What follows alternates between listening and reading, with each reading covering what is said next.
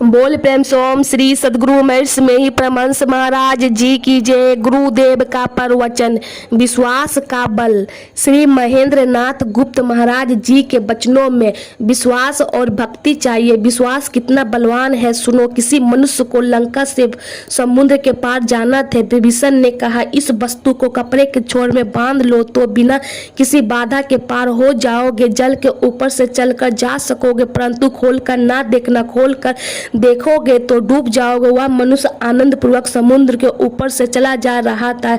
विश्वास की ऐसी शक्ति है। कुछ रास्ता पार कर वह सोचने लगा कि विभीषण ने ऐसा क्या बांध दिया जिसके बल से मैं पानी के ऊपर से चला जा रहा हूँ। यह सोचकर उसने गांठ खोली और देखा तो एक पत्ते पर केवल राम नाम लिखा था। तब वह मन ही मन कहने लगा, अरे बस यही है। जयो ही यह सोचा कि वह डूब गया। यह कहावत प्रसिद्ध है कि राम नाम पर हनुमान का इतना विश्वास था कि विश्वास ही के बल से वे समुद्र लांघ गए, परंतु स्वयं राम को सेतु बांधना पड़ा था। यदि उन पर विश्वास हो तो चाहे पाप करे और चाहे महापातक ही करे, किंतु किसी से भय नहीं होता। यह कहकर श्री राम कृष्ण भक्त के भावों से मस्त होकर विश्वास का महात्म्य गा रहे हैं। दुर्गा दुर्गा अगर जपू में जब मेरे निकले प्राण, देखो कैसे नहीं तारती, कैसे हो करुणा की खान। जीवन का उद्देश्य ईश्वर प्रेम, विश्वास और भक्ति।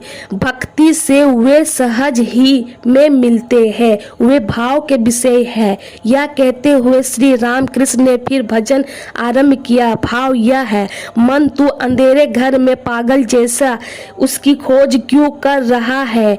वह तो भाव का विषय है। बिना भाव के अभाव द्वारा क्या कोई उसे पकड़ सकता है? नहीं। पहले अपनी शक्ति द्वारा काम क्रोध आदि को अपने वश में करो। उसका दर्शन ना तो षड दर्शनों ने पाया, ना निगमागम तंत्रों ने। वह भक्ति रस का शरीक है, सदा आनंद पूर्वक हृदय में विराजमान है। इस भक्ति भाव को पाने के लिए बड़े बड़े योगी युग युगांतर से योग कर रहे हैं। जब भाव का उदय होता है तब भक्त को वह अपनी ओर खींच लेता है, जैसे लोहे को चुंबक। प्रसाद कहता है कि मैं मित्र भाव से जिसकी खोज कर रहा हूँ, उसके तत्व का भांडा क्या मुझे चौराहे पर फोड़ना होगा? मन इशारे से ही समझ लो। गाते हुए श्री राम कृष्ण समाधिस्थ हो गए, हाथों की अंजलि बध गई, देह उन्नत और स्थिर, नेत्र स्पंदित हो गए। पश्चिम की ओर मुंह किए हुए उस बेंच पर पैर लटकाए बैठे रहे। सभी लोग गर्दन ऊंची करके यह अद्भुत अवस्था देखने लगे। पंडित विद्यासागर भी चुपचाप एकटक देख रहे हैं। श्री राम कृष्ण प्रकृतिस्थ हुए, लंबी सांस छोड़कर फिर हंसते हुए बात कर रहे हैं। भाव भक्ति, इसके माने उन्हें प्यार करना। जो ब्रह्म है उन्हीं को माँ कहकर पुकारते हैं। प्रसाद कहता है कि मैं मातृभाव से जिसकी खोज कर रहा हूँ, उसके तत्व का भांडा क्या मुझे चौराहे पर फोड़ना होगा? मन इशारे से ही समझ लो। राम प्रसाद मन को इशारे ही से समझाने के लिए उपदेश करते हैं। यह समझाने को कहते हैं कि वेदों ने जिन्हें ब्रह्म कहा है उन्हीं को मैं माँ कहकर पुकारता हूँ। जो निर्गुण है वो ही सगुण है, जो ब्रह्म है वह ही शक्ति है। जब यह बोध होता है कि वह निष्क्रिय है तब उन्हें ब्रह्म कहता हूँ, और जब यह सोचता हूँ कि वे सृष्टि स्थिति और प्रलय करते हैं तब उन्हें आद्या शक्ति यानी काली कहता हूँ।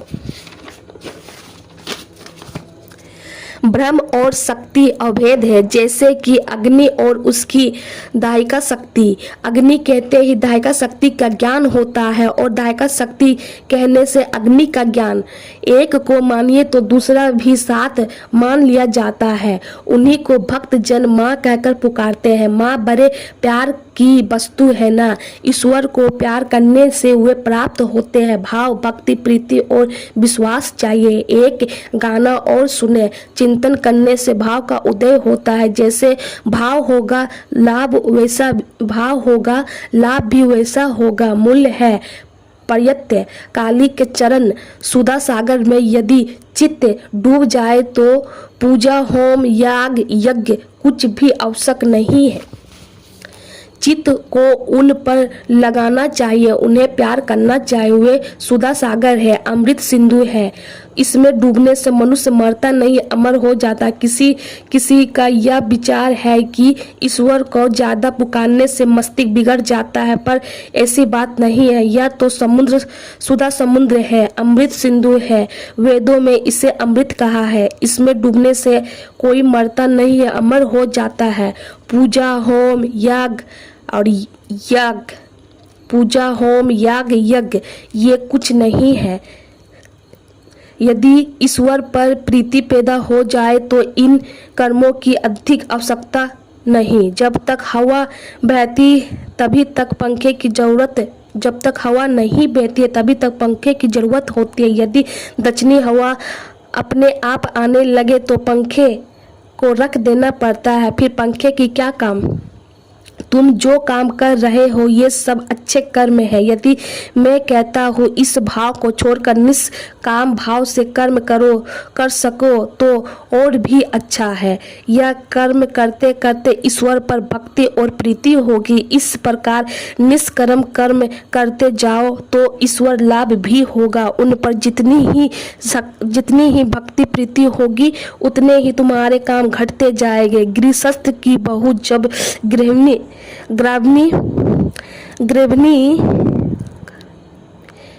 होती है तब उसकी सास उसका सब काम कर देती है। 10 महीने पूरे होने पर बिल्कुल काम छूने नहीं देती। उसे डर रहता है कि बच्चे को कुछ हानि ना हो जाए, संतान प्रसव में कोई विपत्ति ना हो।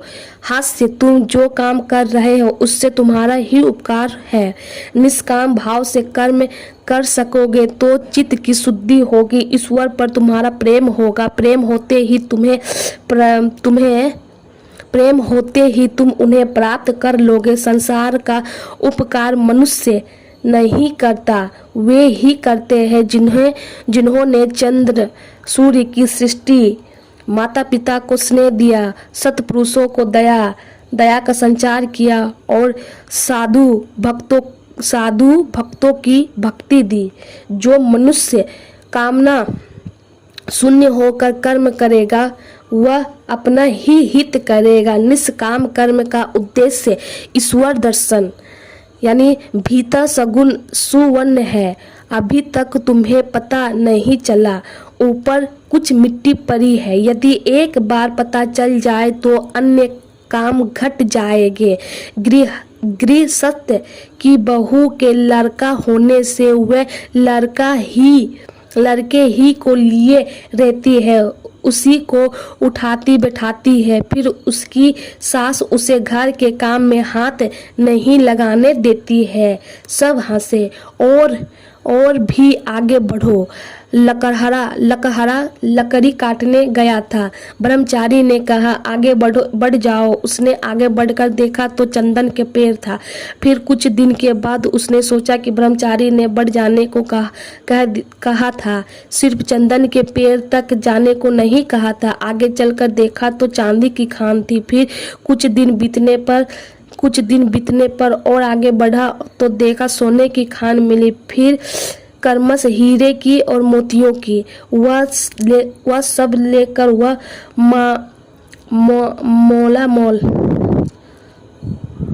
मालोमाल हो गया। निष्काम कर्म कर सकने से ईश्वर पर प्रेम होता है। कर्मश उनकी कृपा से उन्हें लोग पाते भी हैं। ईश्वर के दर्शन होते हैं, उनसे बातचीत होती है। जैसे कि मैं तुमसे वार्तालाप कर रहा हूँ।